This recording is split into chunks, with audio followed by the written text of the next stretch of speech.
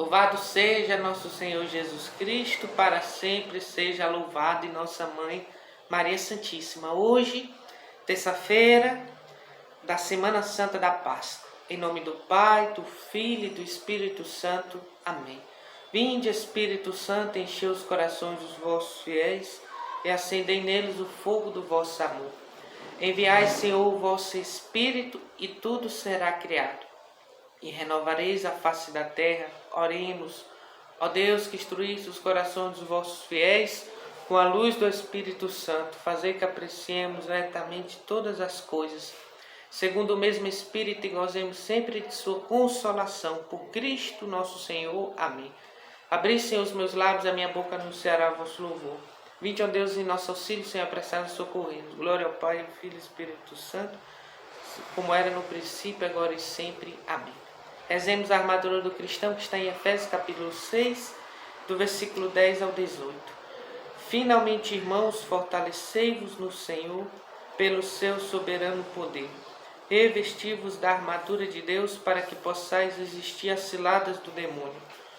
Pois não é contra homem de carne e sangue que temos de lutar, mas contra os principados e potestades, contra os príncipes deste mundo tenebroso, contra as forças espirituais do mal espalhadas nos ares. Tomai, portanto, a armadura de Deus, para que possais resistir nos dias maus e manter-vos inabaláveis no cumprimento do vosso dever. Ficai alerta, a cintura cingidos com a verdade, o corpo vestido com a couraça da justiça e os pés calçados de prontidão para anunciar o evangelho da paz.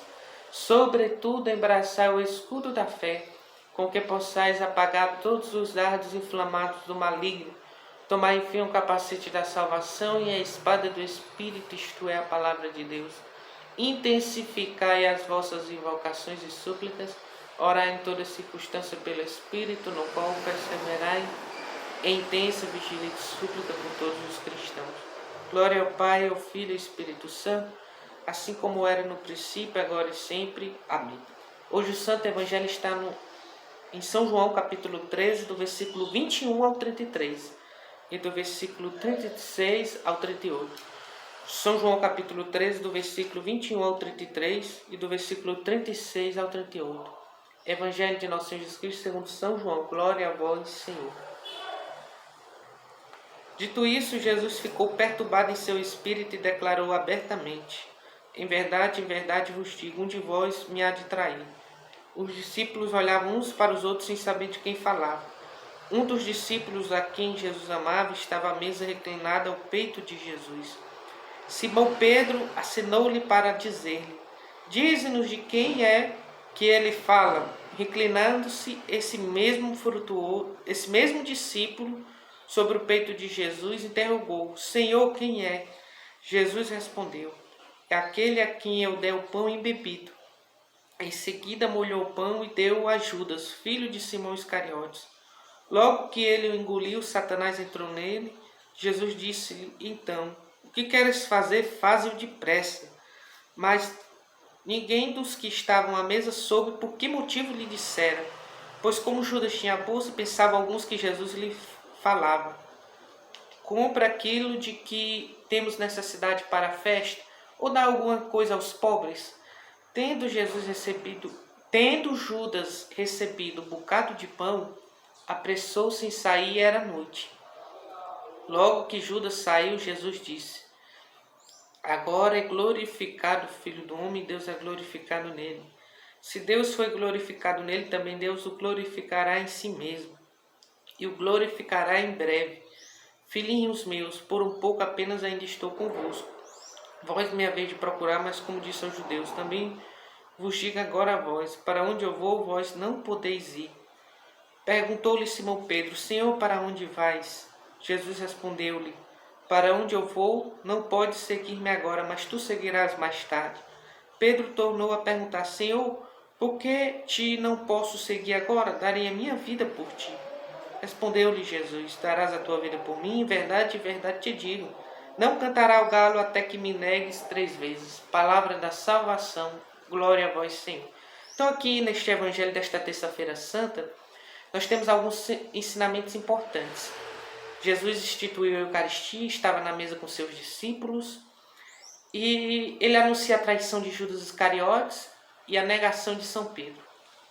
Interessante, Judas Iscariotes é o primeiro que faz uma comunhão sacrílega, uma comunhão em estado de pecado mortal. Então Judas Iscariotes é o primeiro que comunga em pecado mortal. E conta que o evangelista que Satanás se apossa dele, ou seja, ele é possuído pelo demônio. A comunhão em estado de pecado mortal é quando você faz uma comunhão sem se arrepender dos seus pecados, sem ter o firme propósito de se emendar, sem ter cumprido a penitência da sua última confissão e sem ter contado os seus pecados ao sacerdote na confissão.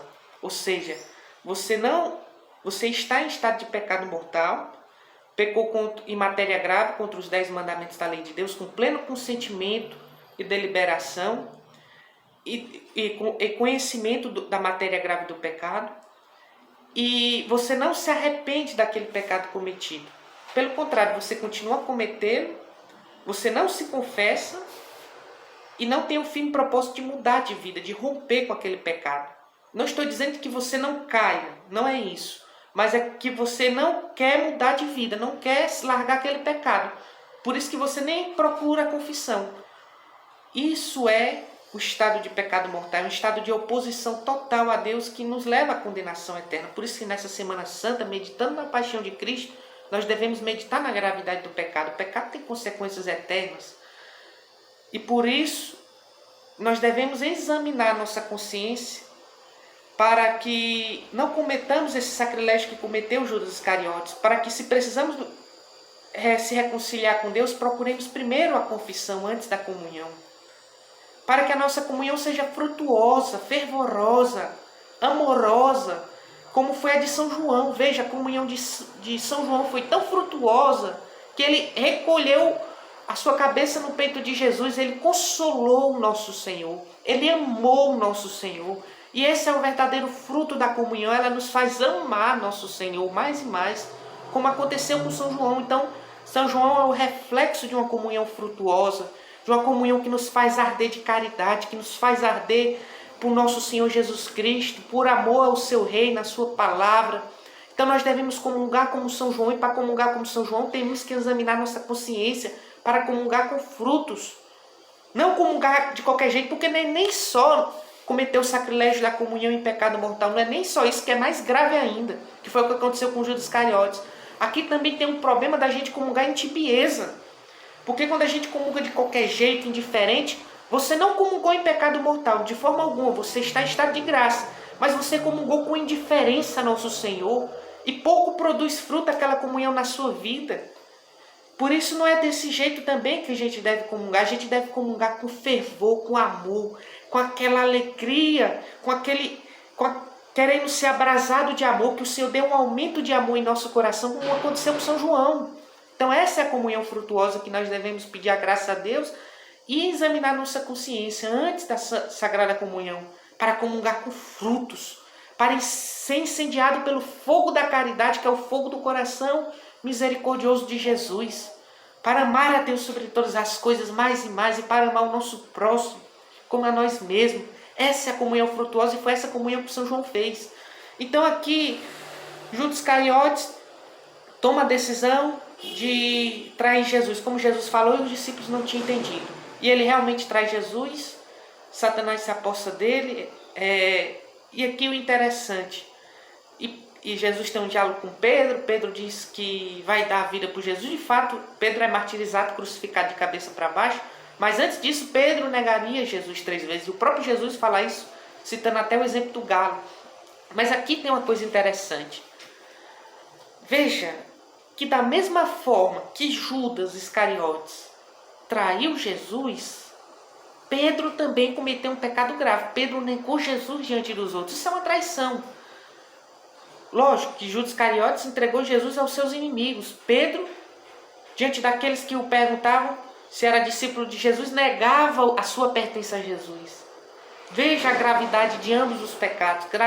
Só que vendo Jesus no Calvário, enquanto Pedro se arrepende amargamente pelo que fez, pela negação, quando o galo canta, Pedro se arrepende profundamente do que fez.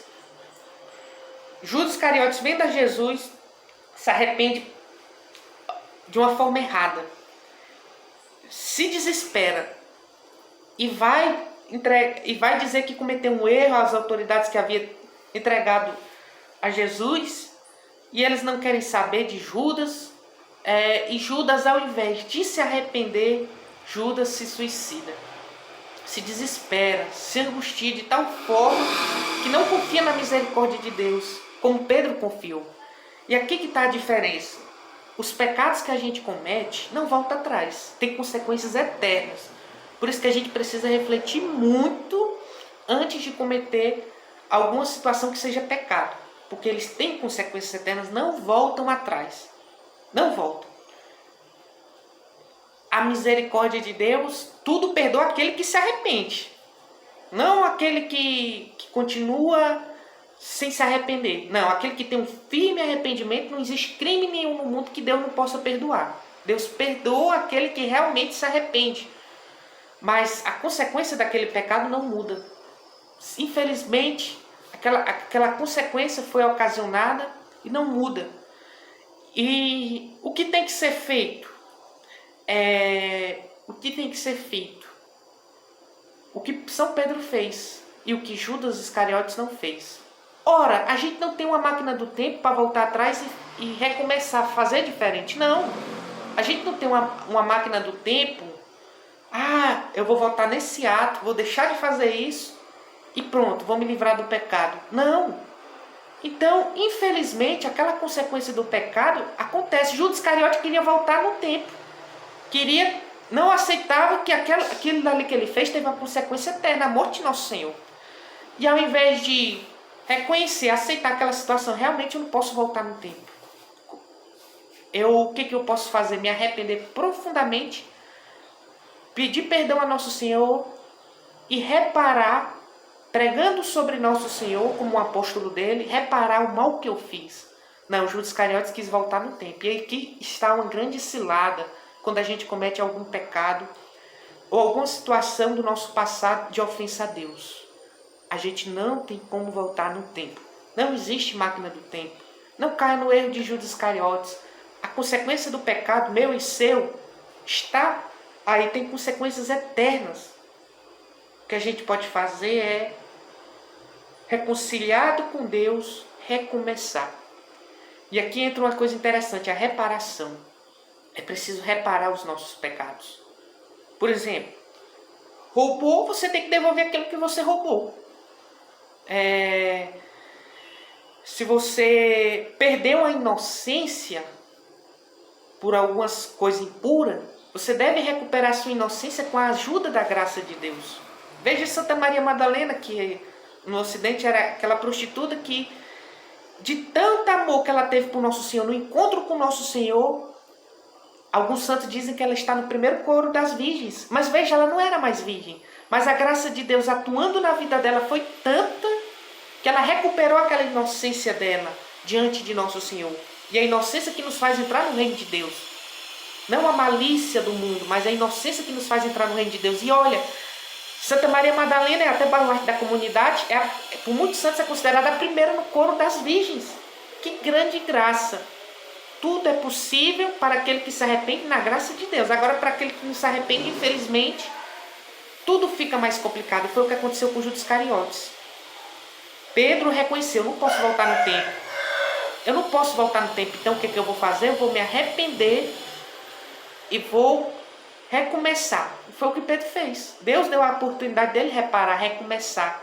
Tanto é que Pedro nega Jesus 3 vezes. E por 3 vezes Pedro demonstra o amor a Jesus. Senhor, eu te amo mais do que isso. Senhor, eu te amo mais do que isso. Sim, Senhor, tu sabes tudo. Tu sabes que eu te amo. Ele consegue reparar aquele pecado. Cara, aquele pecado teve consequências eternas. Ele negou Jesus diante de várias pessoas. Mas a reparação fez com que Pedro recomeçasse na misericórdia de Deus. Por isso, meu querido irmão, minha querida irmã, não se desespere. Se arrependa. Faça um exame de consciência. Procure, se você precisa de confissão, procure o sacerdote para se confessar. Cumpra a penitência que ele lhe conceder, que ele lhe passar. E recomece com a ajuda da graça de Deus. Comungue frutuosamente como São João. E console a Nosso Senhor também como São João e como fez Pedro, reparando o seu pecado. Que o Senhor nos conceda uma Semana Santa de profunda meditação na paixão de Cristo, pela intercessão da Virgem Maria, Senhora das Dores. Ave Maria, cheia de graça, o Senhor é convosco.